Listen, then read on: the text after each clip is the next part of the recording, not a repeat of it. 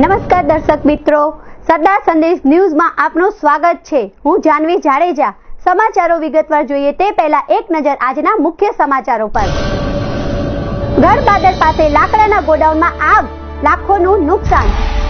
ગૌ રક્ષા દળ રાષ્ટ્રીય અધ્યક્ષની મુલાકાતે, જો ગૌ હત્યા બંધનો કાયદો નહીં આવે તો આંદોલન કરવાની ચીમકી। બળદિયા ગામની બાળા પર દુષ્કર્મ આચર્યાની રાવ। ગઢપાદર પાસે લાકડાના ગોડાઉનમાં આગ લાગતા ₹20 લાખનું નુકસાન। આગને ઓલવવા જતા ફાયર ફાઈટરનો કર્મચારી પણ દાઝી ગયો। જોઈએ રિપોર્ટ।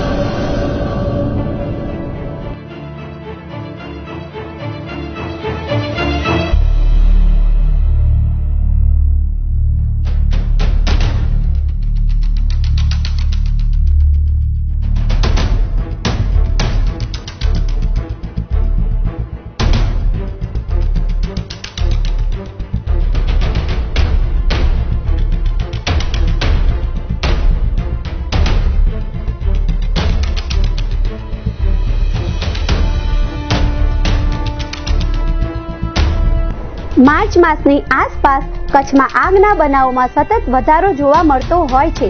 તેમ ગઈ મોડી રાત્રે અંજાર તાલુકાના ગઢપાદર નજીક આવેલા એક લાકડાના વેપારીના ગોડાઉનમાં આગ લાગતા અંદાજિત ₹20 લાખનું લાકડું બળીને ખાક થઈ ગયું હતું અને ફાયર ફાઈટરનો કર્મચારી પણ દાઝી જવા પામ્યો હતો। પ્રાપ્ત વિગતો પ્રમાણે અંજાર તાલુકા ગઢપાદર રોડ પર આવેલી આરટીઓ કચેરીની સામે આવેલા JK ટિમ્બર ટ્રેડર્સમાં આજે રાત્રે 8 વાગ્યાના અરસામાં અચાનક આગ ફાટી નીકળી હતી। આગમાં જે કિંમતી લાકડાઓના ગોડાઉનમાં લાગી હતી ત્યાં સિઝનેબલ પ્લાન્ટ કાર્યરત છે અને આગને ઓલવવા માટે અંજાર પાલિકા, કંડલા ટિમ્બર એસોસિએશનના ફાયર ફાઈટર ઉપરાંત વેપારીના પોતાના 3 ટેન્કરો પણ આગને કાબુ લેવા માટે લવાયા હતા। આગને કાબુ લેતા 2 કલાક જેટલો સમય લાગ્યો હતો। આ દરમિયાન ₹20 લાખનું કિંમતી લાકડું બળીને ખાક થઈ ગયું હતું। કંડલા ટિમ્બર એસોસિએશનના ફાયર ફાઈટરના કર્મચારીઓ જ્યારે આગને બુઝાવવાની કામગીરી કરી રહ્યા હતા ત્યારે કરશન નામના કર્મચારીને હાથમાં ગંભીર રીતે દાઝી જતા તેને સારવાર માટે નજીકની હોસ્પિટલમાં ખસેડવામાં આવ્યો હતો। તેમજ આ આગ કયા કારણોને લીધે લાગી છે તે હજુ સુધી સ્પષ્ટ થઈ શક્યું નથી, તો અંદાજિત 20 લાખ જેટલું નુકસાન થયું છે। સરદાર સંદેશ ન્યૂઝ, ગાંધીધામ। અદાણી મેડિકલ કોલેજમાં હજુ પણ ફીના ઘટાડા બાબતે નિર્ણય ન આવતા હડતાળ યથાવત રહેવા પામી હતી। જોઈએ રિપોર્ટ।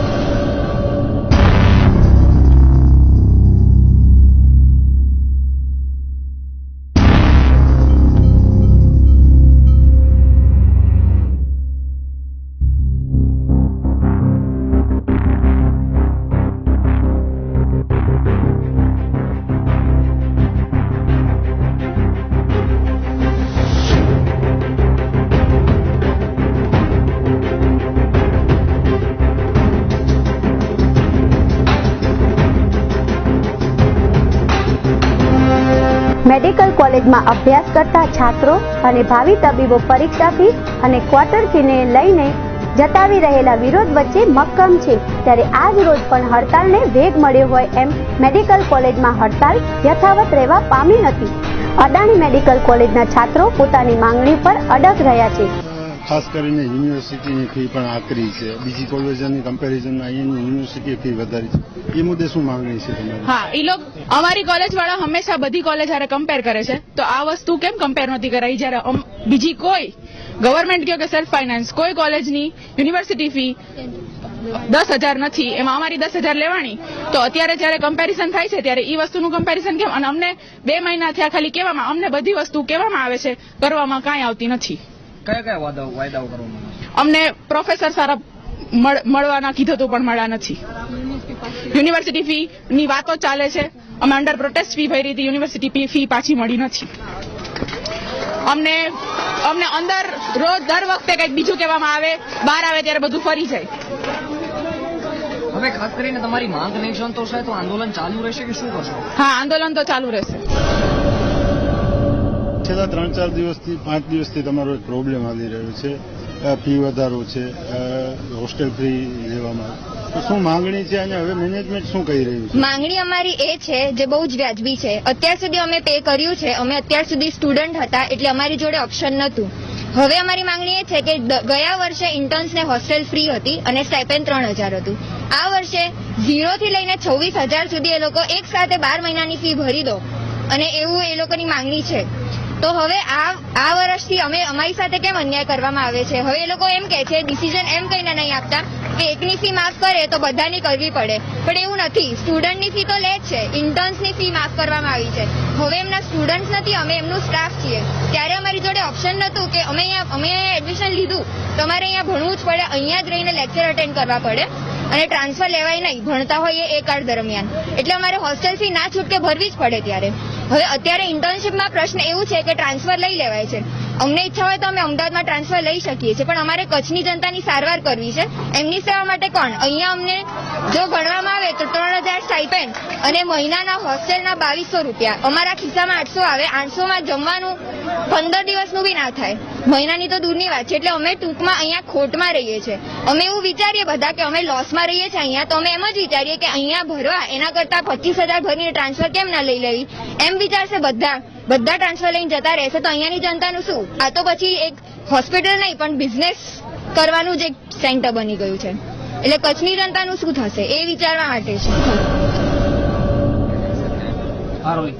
ટ્રાન્સફર ફીનું એવું કીધેલું હતું રાવસરે કે 25,000 લેવાયા છે, મને ખબર જ નથી. પણ એવું ચોખ્ખે ચોખ્ખું અમારા પેપરમાં લખેલું છે કે જે લોકોને ટ્રાન્સફર લેવાની હશે એ લોકોએ 25,000 ભરવા પડશે અને એમાં રાવસરની સાઇન તક બી છે. બરાબર? એટલે ઈ એક થઈ ગયું કે એમને ખબર નથી, ઈ ખોટી વસ્તુ છે. એમને ખબર છે કે 25,000 લેવાયા છે. 25,000 × 54 જણા એટલે 13.5 લાખ રૂપિયા ઈ આવ્યા છે એ લોકોના. બીજી વસ્તુ ઈ કે જે લોકો ટ્રાન્સફર લઈને જાય એ લોકોને સ્ટાઇપન્ડ મળતું નથી, એટલે એ લોકોના 3,000 રૂપિયા ઈ બચશે. 3,000 × 54 જણા એટલે 16 લાખ ઈ લોકોના બીજા બચશે. તો હવે ઈ લોકો અમને કમ્પેન્સેટ શું કામ ના કરી શકે? 54 જણા ગયા છે, 54 જણા ગયા છે, બીજા 48 જણા ફેલ થયા છે. તો અત્યારે અમે ઇન્ટર્ન્સમાં 161 ની બેચના બદલે ખાલી 60 જણા કામ કરી રહ્યા છે. તો અમે આટલા બધાનું કામ અમે કરીએ છીએ તો અમે કામમાં કમ્પેન્સેટ કરીએ છીએ તો એ લોકો અમને રૂપિયા એક્સ્ટ્રા આપવામાં શું કામ કમ્પેન્સેટ ના કરી શકે? એ બી ટ્રાન્સફર ફી મળ્યા પછી એ લોકો જે ટ્રાન્સફરમાં ગયા એ લોકોનું સ્ટાઇપન્ડ બચ્યું છે, એ લોકોને નથી આપવાનું, એ બી રૂપિયા બચ્યા છે, એ બધા ક્યાં ગયા? ટૂંકમાં બિઝનેસ છે, ઓલમોસ્ટ બિઝનેસ જ લાગી રહ્યો છે. બીકોઝ એ લોકોને અમારી તો કોઈ પડી જ નથી. અમે અહીંયા એકદમ અમારી ડ્યુટી રેગ્યુલરલી રોજ આવીને કરીએ છીએ તો એ લોકોને કમ્પેન્સેશન નથી આપવું. એ લોકો એમ કહે છે કે તમે તમારી ડ્યુટી કરીને કોઈ મહેરબાની નથી કરતા. અમે બી નથી કહેતા કે અમે મહેરબાની કરીએ છીએ, અમે બી શીખીએ જ છીએ, પણ અમે જયારે વધારે કામ કરીએ છીએ તો એ લોકોની પાસે આટલા રૂપિયા હોવા છતાં આવ્યા છતાં એ લોકો કમ્પેન્સેટ કેમ ના કરી શકે? અને અમે એ લોકો બંને બી નથી માંગ્યું. અમે લોકો ઓપ્શન જ આપ્યો હતો કે હોસ્ટેલ ફી ઓછી મતલબ 0 કરી દો અથવા તો સ્ટાઇપન્ડ વધારો, તો એ લોકોને બંનેમાંથી કઈ જ હટવું જ નથી. સ્ટાઇપેન્ડ 500 રૂપિયા વધારવાની વાત કરી. સ્ટાઇપન્ડ રૂપિયા 500 વધારે, પણ 500 રૂપિયામાં શું આવે છે? આજે તમે જ કહો તમારો પગાર 500 રૂપિયા વધારી દે તો તમે ઇઝીલી હા પાડી દેશો? એક તરફ મેનેજમેન્ટ સ્ટાઇપેન્ડ 3,000માં 500 વધારો કરી 3500 ચૂકવવા તૈયાર છે, પરંતુ ભાવિ તબીબો રહેવાનું ફ્રી અને સ્ટાઇપેન્ડ રૂપિયા 7500 કરી આપે તે મુદ્દેની માંગણી લઈને અડગ રહ્યા છે. જે પ્રમાણે આંદોલન વધી રહ્યું છે, ખરેખર શું પ્રશ્ન આવ્યો છે તમારી આગળ? હવે એનું નિરાકરણ લાવવા માટે મેનેજમેન્ટ શું પગલાં ભરી રહ્યું છે? મેનેજમેન્ટે ઓલરેડી ડિક્લેરેશન કર્યું કે તમારો એ પ્રોબ્લેમ છે કે હોસ્ટેલ ફી બિલકુલ નાબૂદ કરો, તો એ વસ્તુ શક્ય નથી, કારણ કે ઇટ એફેક્ટ બીજા સ્ટુડન્ટને લાગુ પડી જાય. એક જણાની હોસ્ટેલ ફી તમે રદ કરો તો 700 છોકરા કે અમારી ફી રદ કરો, એટલે એને બદલે વચલો રસ્તો અમે કહ્યો કે તમારું સ્ટાઇપન્ડમાં અમે 500 રૂપિયાનો વધારો કરીએ છીએ, તો 12 મહિને તમને 42,000 રૂપિયા તમને સ્ટાઇપન્ડ મળશે. એટલે વચલો રસ્તો આ કરીને અમે દીધો છે. પછી એક વસ્તુને એક સમાધાનકારી ભૂમિકા કરે, પોતાનો અભ્યાસ ચાલુ કરે અને પાછું નોર્મલાઇઝ કરે તો સારું. અને આપણી કોલેજ છે, ઉગતી કોલેજ છે, એમાં બધાના સહકારની જરૂર છે. કોલેજના આપણા વ્યવસ્થાપકોની જરૂર છે, સ્ટુડન્ટની જરૂર છે. કલેક્ટર ઓફિસમાં આ લોકો અહીંથી પ્રોસેસિંગ કાઢીને ગયા હતા. કલેક્ટર ઓફિસમાં અમે અમારો આખો જે કમ્પેરેટિવ ડેટા છે બધો એને આપ્યો છે. સર, જે તાળાબંધી આજે જે કરવામાં આવી, ઓફિસ પણ બંધ છે. સવારના 8 વાગે અમારા ડોક્ટર છે ક્લાસ લેવા ગયા, છોકરાઓને એન્ટર નથી થવા દેતા ક્લાસમાં. 8 વાગે ડોક્ટર દસાડાવાળાનું ફિઝિયોલોજી લેક્ચર હતું, મારી પાસે એનો ફોન રેકોર્ડ કે સાહેબ કોઈ છોકરા આવ્યા નથી, શું કરું?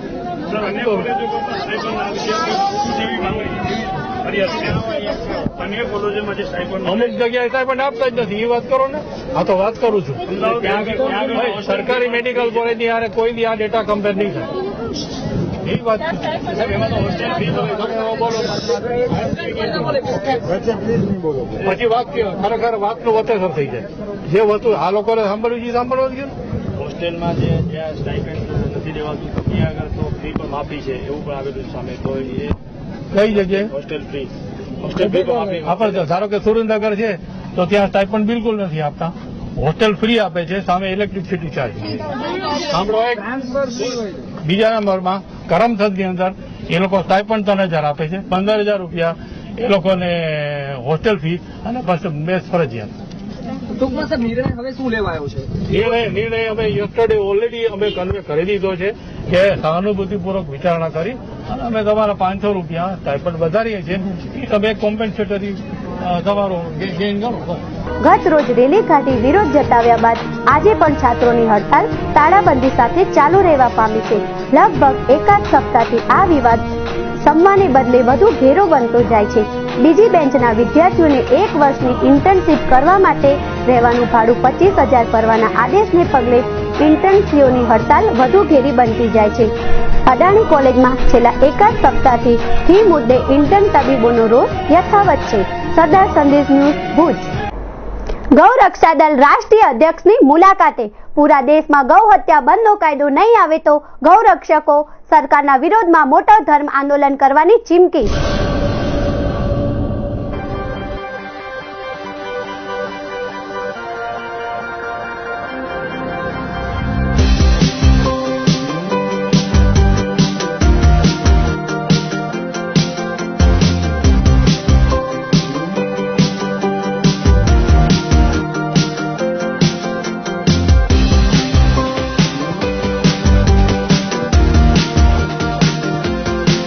અત્યારના દોરમાં વધી રહેલા ગૌ હત્યાના બનાવને ડામવા માટે ગૌરક્ષક દળ ખડે પગે ઊભું છે. ત્યારે એમના જોશ અને જુસ્સાને તેમજ તેમની કામગીરીને બિરદાવવા કચ્છની મુલાકાતે ગૌરક્ષક રાષ્ટ્રીય અધ્યક્ષ સતીશ કુમાર તેમજ રાષ્ટ્રીય સચિવ ગુરપ્રીતસિંહ તેમજ સંગઠન મંત્રી યશોદાનંદજીએ ગુજરાત પ્રદેશ કાર્યાલય ગૌરક્ષક દળ કચ્છ કાર્યાલયની મુલાકાતે આવ્યા હતા. તેમજ ગુજરાત અધ્યક્ષ રાજભા ગઢવી ઉર્ફે પ્રવીણભાના નેજા હેઠળ કચ્છની ટીમને જુસ્સો અને હૂંફ મળે એવા શબ્દોની સમજ આપી હતી. आज पंजाब से मैं अपने देश के राष्ट्रीय महासचिव गुरप्रीत सिंह के साथ और स्वामी यशोदानंद जी मेरे साथ अभी अभी गांधी धाम पहुंचे हैं, जो गुजरात का कार्यालय है। और यहाँ पर जो कार्यकर्ता बड़े जोश के साथ जो गौरक्षा का काम कर रहे हैं, इनसे मिलने का मौका मिला। मैं इस गुजरात की धरती से देश के प्रधानमंत्री नरेंद्र मोदी जी को एक गुजारिश करना चाहता हूं, जैसा कि उन्होंने पूरे देश में गौरक्षा दल के लोगों से वादा किया था गोहत्या बंद करवाने का। गोहत्या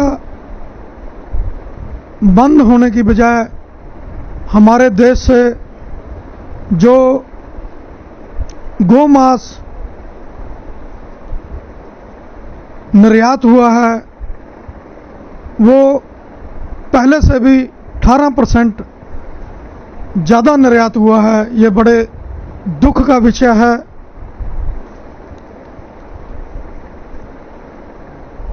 अगर जल्द ही प्रधानमंत्री ने पूरे देश का गौ हत्या बंदी का कानून नहीं बनाया तो गौरक्षा दल आने वाले समय में पूरे देश के गौ भक्तों को साथ लेकर के दिल्ली में सरकार को घेरेंगे, जैसा कि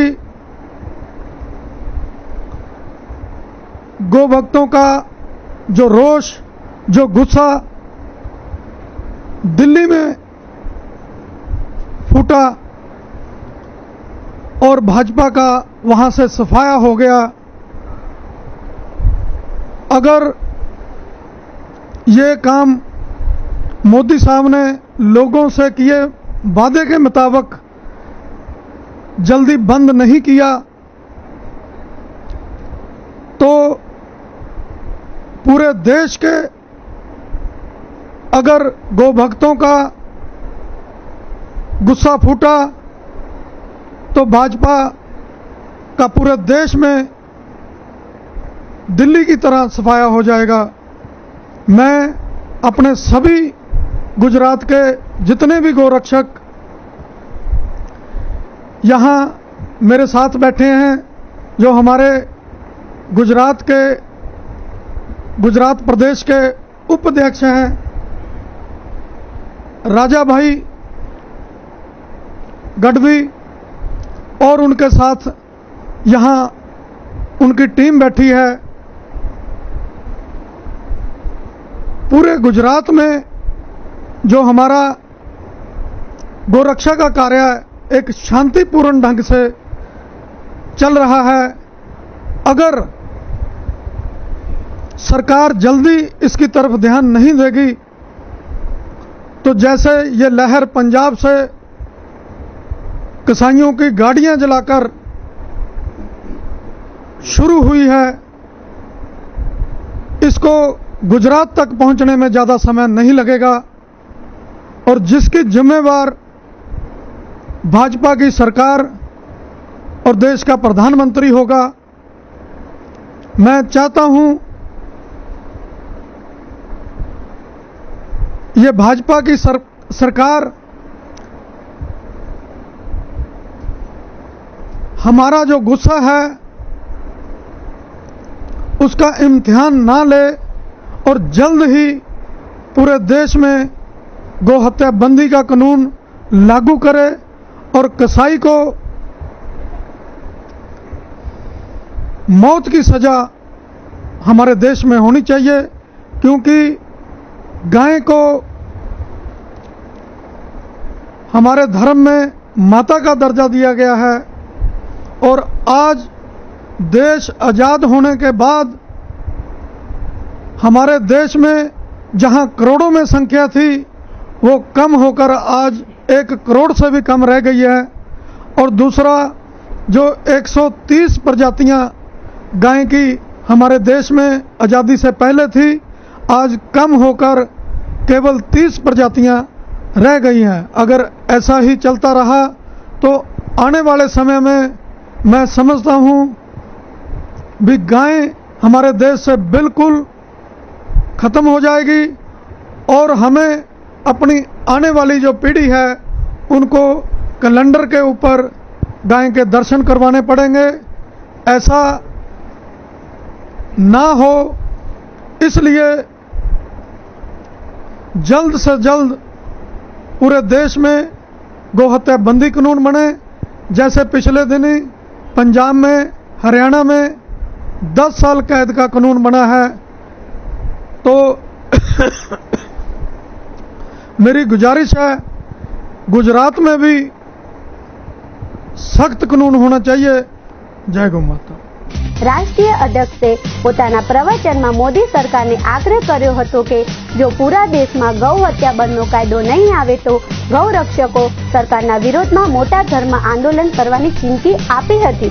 તેમજ કચ્છની જનતાને આહ્વાન કર્યું હતું કે ગૌ રક્ષામાં જોડાવો અને ગૌ પત્રીને બચાવો। તેમજ કચ્છ જિલ્લા પ્રદેશ કાર્યાલય ખાતે સતીશજી ગૌ રક્ષક રાષ્ટ્રીય અધ્યક્ષનું સન્માન શ્રી રાજભા ગઢવીએ ગુજરાત અધ્યક્ષ કચ્છી પાઘડી અને સમીરસ આપીને કર્યું હતું। તેમજ રાષ્ટ્રીય સચિવ ગૌ રક્ષક દળ ગુરપ્રીતસિંહનું સન્માન શમશીરને આપીને વિનોદભાઈ ભાનુશાલીએ કર્યું હતું। યશોદાનંદજીનું સન્માન રવિભાઈ ઠક્કરે કર્યું હતું। તેમજ જયેશભાઈ ઠક્કર, નરેશભાઈ હંસોરા, વિશાલ થાડપા, ડોક્ટર આનંદ, નિલેશભાઈ ઠક્કર, ભાવેશ ગીરી, રજત, પવન, ભરત, લલિત, રાજેશભાઈ જોધા, ટાઈગર, યોગેન્દ્રસિંહ તેમજ અન્ય ગૌરક્ષકોએ આવેલ મહેમાનોનો ફૂલહાર પહેરાવી સન્માન કરેલું હતું. કચ્છ ગૌરક્ષક ટીમ બહોળી સંખ્યામાં હાજરી આપેલી હતી તેવું ગૌરક્ષક દળના કચ્છ જિલ્લા અધ્યક્ષ વિનોદભાઈ ભાનુશાલીએ પોતાની યાદીમાં જણાવેલ. સરદાર સંદેશ ન્યૂઝ, ગાંધીધામ. દર્શક મિત્રો, મળીએ નાનકડા વિરામ બાદ.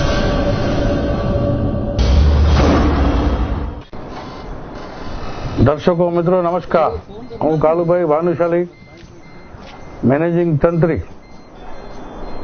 સરદાર સંદેશ ન્યૂઝ ચેનલ અને ન્યૂઝપેપર. ગાયો પર થતા અત્યાચાર અટકાવવા માટે સરદાર સંદેશ ડેલી ન્યૂઝ ચેનલ પર અહેવાલ પ્રસિદ્ધ કરી લોકોને જાગૃતિ કાર્ય કરવામાં આવી રહ્યું છે. ત્યારે કચ્છભરની નગરપાલિકા અને ગૌપ્રેમી જનતાઓને, સંસ્થાઓને અમારી સાથે જોડાવા અપીલ છે, જેથી આપણે વધુથી વધુ ગૌવંશ બચાવી શકીએ એવી મારી નમ્ર આપને અપીલ છે. જય ભારત, જય હિન્દ, જય ગૌ માતા. है हिंद देश के लोगों, मेरी सुन लो दर्द कहानी. क्यों दया धर्म बिसराया, क्यों दुनिया हुई पराई. है हिंद देश के लोगों, मेरी सुन लो दर्द कहानी. क्यों दया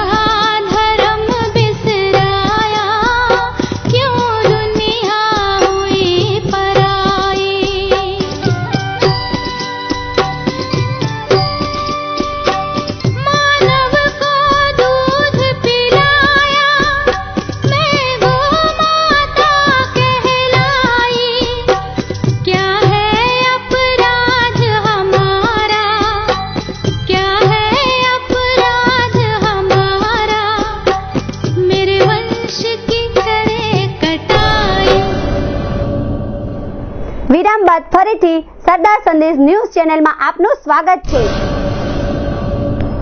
બળદિયા ગામની બાળા પર દુષ્કર્મ આચરવાની રાવ, પરંતુ પોલીસ કહે છે આવું કંઈ મેડિકલ રિપોર્ટ આવ્યો જ નથી. જોઈએ રિપોર્ટ.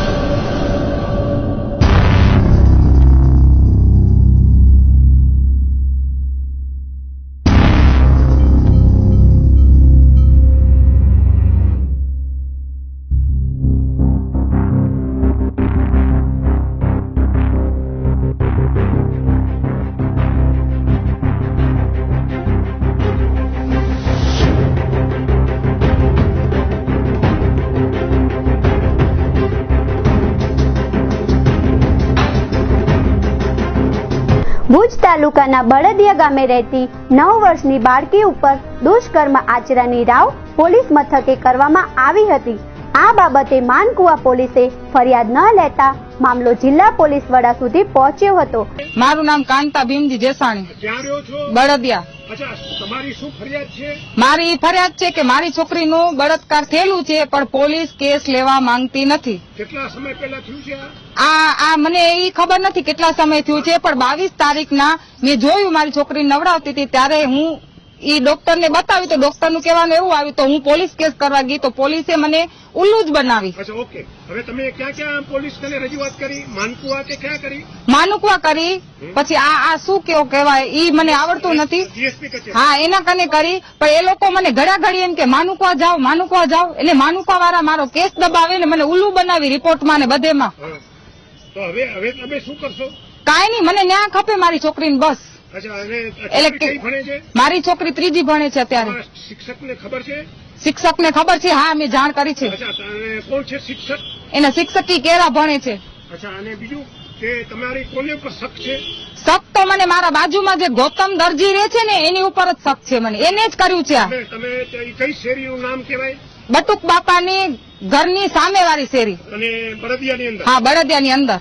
ઈ શખ્સ મારી બાજુમાં રહેતો હતો, પણ અત્યારે મકાન ખાલી કરીને હાલો ગયો છે.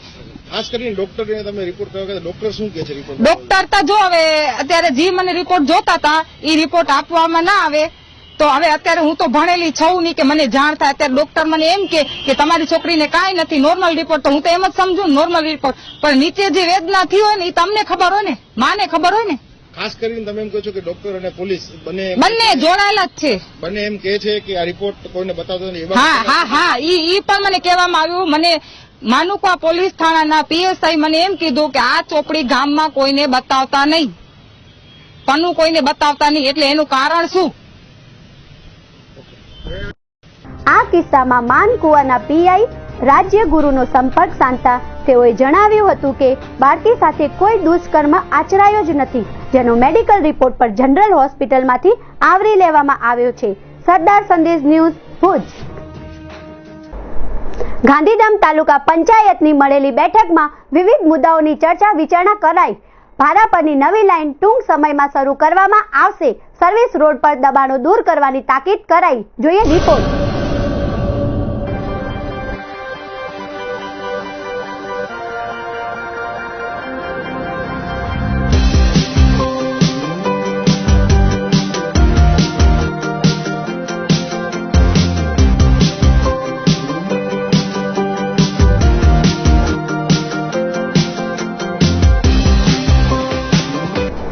તાલુકા પંચાયત કચેરી ખાતે સંકલન સમિતિની એક બેઠક યોજાઈ હતી. આ બેઠકમાં વિવિધ મુદ્દાઓની ચર્ચા વિચારણા કરવામાં આવી હતી. આ બેઠકમાં ઉપસ્થિત પદાધિકારીઓને આવકારવામાં આવ્યા હતા. ત્યારબાદ જણાવવામાં આવ્યું હતું કે રોટરી સર્કલથી રાજવી સુધીનો 4 લેન કરવાની દરખાસ્ત, મુદ્દા બાબતે કામગીરીમાં નડતરરૂપ થાંભલા હટાવવાની કામગીરી, મીઠી રોહર, અંતરજાળ, ગળપાદરની ગૌચર જમીનોની માપણી થયેલ નથી, જેથી દરખાસ્ત કરવામાં આવી છે. આ ઉપરાંત દબાણો દૂર કરવા આ અંગેનું પણ જણાવવામાં આવ્યું હતું. ઇફકો સર્વિસ રોડ પર જે દબાણો થયા છે તે તાકીદે દૂર કરવાનું પણ જણાવવામાં આવ્યું હતું. વીડી કીડાણા પાઇપલાઇન નાખવાની કામગીરી હાલે ચાલુ છે, તેમજ માર્ચ 2015 સુધીમાં પૂર્ણ કરવાનું આયોજન હોવાનું લેખિત અહેવાલ પાણી પુરવઠા ગાંધીધામ દ્વારા રજૂ કરવામાં આવ્યો હતો. ભારાપર ગામે નવી લાઇન કામગીરી માટે એજન્સી નક્કી થયેલ છે તથા વર્ક ઓર્ડર અપાઈ ગયેલ છે, ત્યારે ટૂંક સમયમાં એજન્સી દ્વારા કામગીરી શરૂ કરવામાં આવશે. આજની આ બેઠકમાં નાયબ કલેક્ટર અંજાર, મામલતદાર ગાંધીધામ સહિતના પદાધિકારીઓ ઉપસ્થિત રહ્યા હતા. સરદાર સંદેશ ન્યૂઝ, ગાંધીધામ. આ હતા અત્યાર સુધીના સરદાર સંદેશ ન્યૂઝ ચેનલ સમાચાર. આવતીકાલે ફરી મળીશું આ જ સમયે નવા સમાચાર સાથે. તો જાનવીને રજા આપશો. નમસ્કાર.